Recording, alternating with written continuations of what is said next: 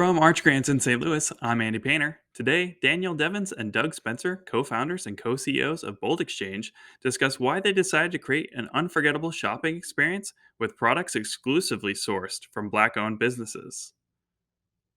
So, first off, I just want to thank you both for joining me. How are you both doing this afternoon? Pretty good. Oh, it's going well. Thanks for having us.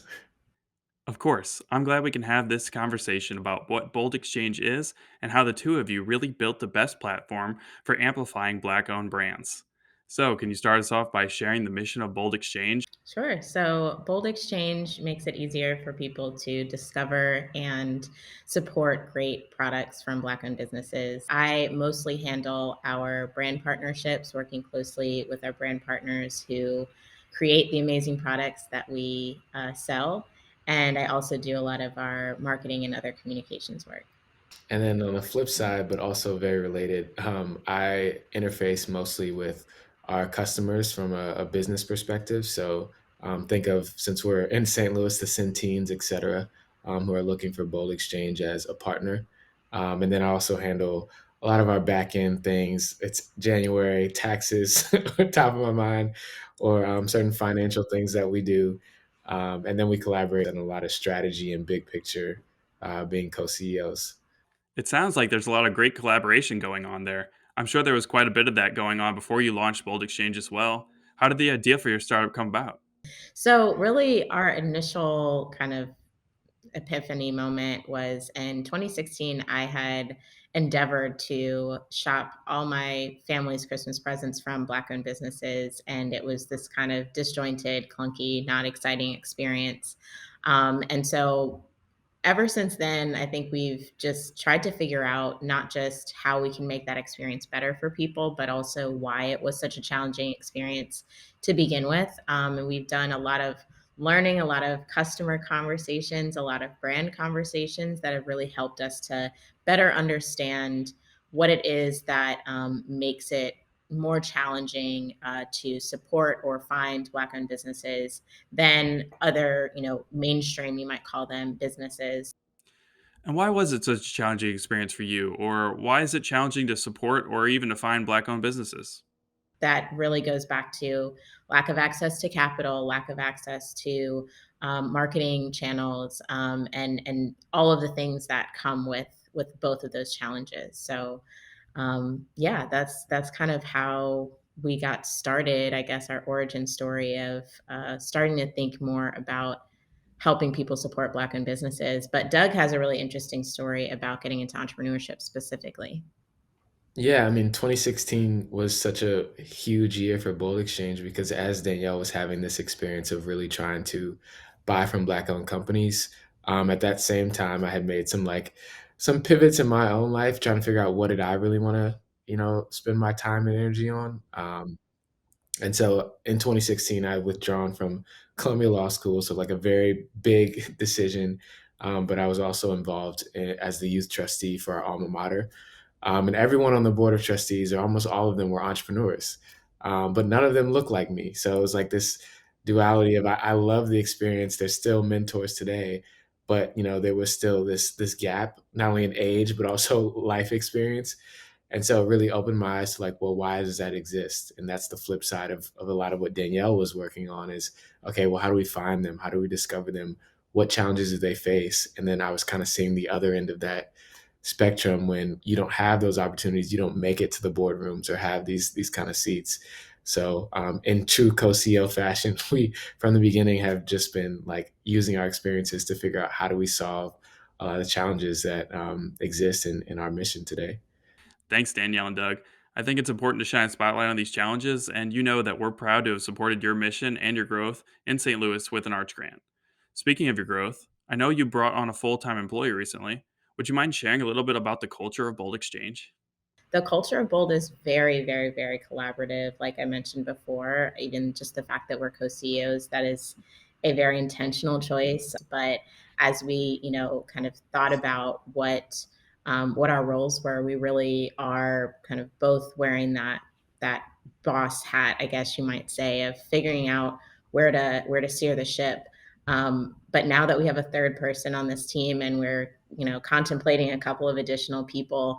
It's now, figuring out how do we pass that torch, do some delegating, but do it in a way that allows people to feel like they're not just taking on tasks, but are really part of figuring out what the tasks should be, what the direction should be, what are the things that we should have on our shelves, how are we telling our story. So I think we have really just extended our approach to each other to how we think about the entire business, and I think it's served us well so far, at least with our first hire.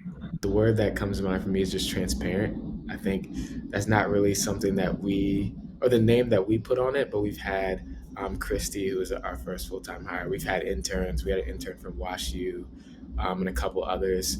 And they were like, you guys are really open. And we didn't really think about it because, like Danielle said, we have to be open with each other. So just figuring out a way to make that, a shared core about the team, and just figuring out what does it look like, the little nuances of our organization. And one that we have now is called a TED type.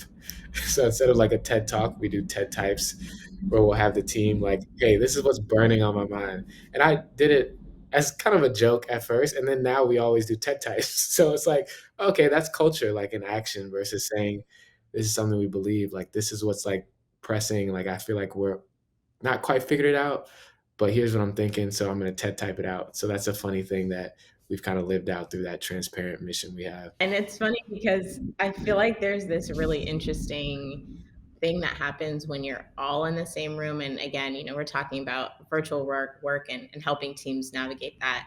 But it is interesting having Christy come and visit.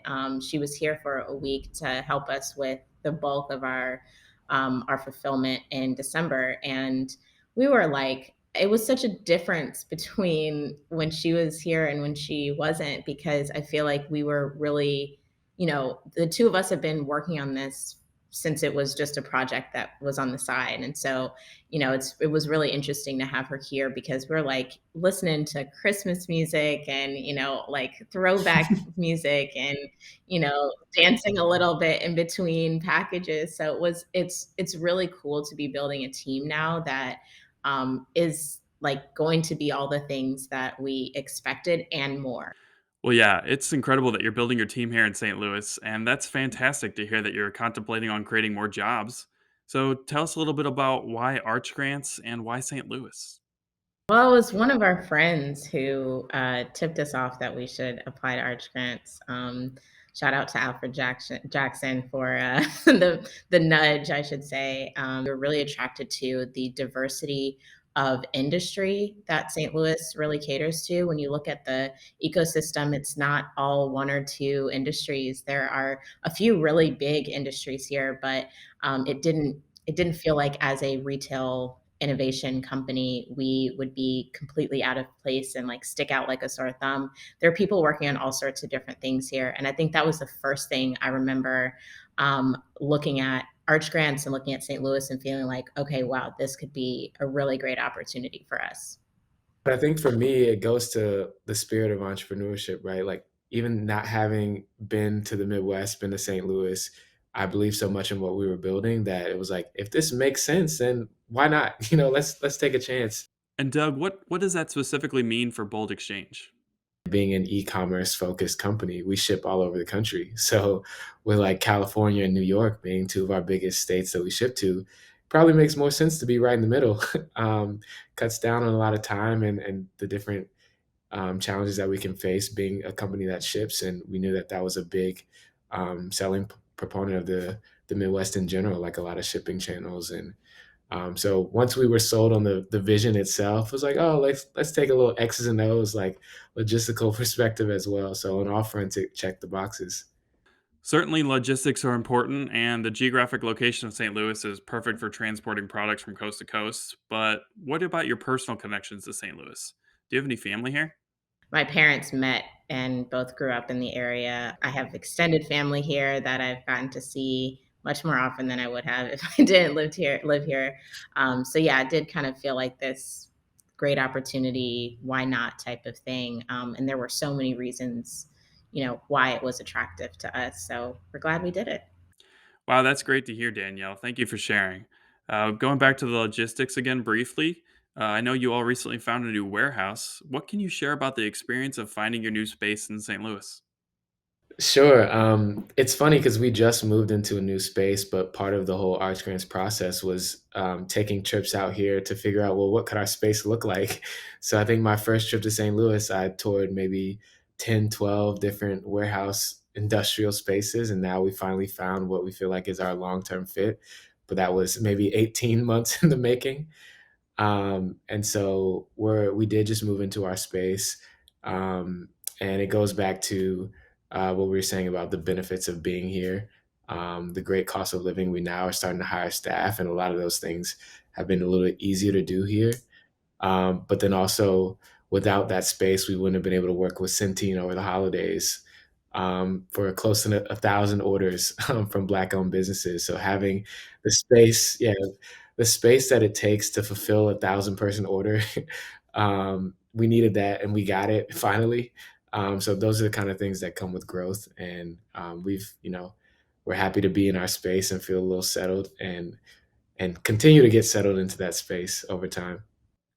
So, speaking of Centene, can you elaborate on Bold Exchange partnerships with companies like them? Yeah, so I think something we've seen in just the environment that we live in now, it's remote focused mostly. Still, we are virtual right now, and so I think for Centene and other organizations, especially Centene as a healthcare focused company, it's like, well, how do we take care of our employees? We know that there are so many more challenges that come from working remotely, dealing with kids, et cetera, whatever it takes to not have that separation between work and home. And so specifically with Centene, we figured out how to create a holiday gift box that really spoke to what it means to like take care of yourself over the holiday season. I really love that. What a great idea to put together a holiday gift box so that your partners can support Black owned businesses and enjoy the products that they sell. So, what else is on the horizon for Bold Exchange? I think on the horizon, we've really set our sights. We've already mentioned Centene, but really using Bold Exchange as a leverage point and a partner for organizations, especially when they think about their gifting and their recognition programs. Because as we talk about what does it mean to be accessible and equitable and inclusive about our working spaces, I think that we play a great role in helping organizations really think from that perspective of what can we be doing more of? And I think that as our employees feel more comfortable, the entire organization is better. So for us, it's like, how do we continue to serve, but then innovate and iterate on what has already gotten us to this point with the help of Arch Grants? And so there's still so much untapped space for us, but we know that if we can figure out ways to create great partnerships, we know at the end of the goal, the employees are the ones who benefit the most. So that's our goal moving forward, or I guess what's on the horizon in the near term.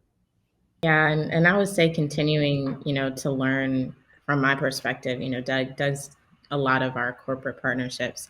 I do a lot of the brand partnerships, and so just constantly keeping a finger on the pulse of what are the best brands that are launching and growing every day. We lean on and are powered by small and medium-sized businesses. So knowing all the best products out there, trying as much as we can, but also working with brands that are poised to scale, and making sure that we are giving the brand partners the opportunities that they're really ready for, but also could help them take their business to the next level. So there's always that social impact component that kind of operates, as the foundation of everything that we do. That's wonderful. Doug and Danielle, I'm really looking forward to continue watching your business grow. Is there anything else that you'd like to add before we sign off? Something that people don't always check out, that's kind of a new thing for us, is you can find all of our corporate gifting and related items at gifting.boldexchange.com. It's a fairly new site for us where we are not just showcasing the gifting experiences that we've created for our previous clients, but also what's available for our new clients. So that will continue to grow and expand. And we're really excited for some of the projects that we're going to be showcasing over the next few months. Thanks for adding that, Danielle, and thank you to both of you for joining me today. That was Danielle Deavens and Doug Spencer, co founders and co CEOs of Bold Exchange. If you want to learn more about how to support Black owned businesses through their platform, visit boldexchange.com and follow them on social media. I'm Andy Painter. Tune in next time when we speak with another extraordinary Arch Grants founder.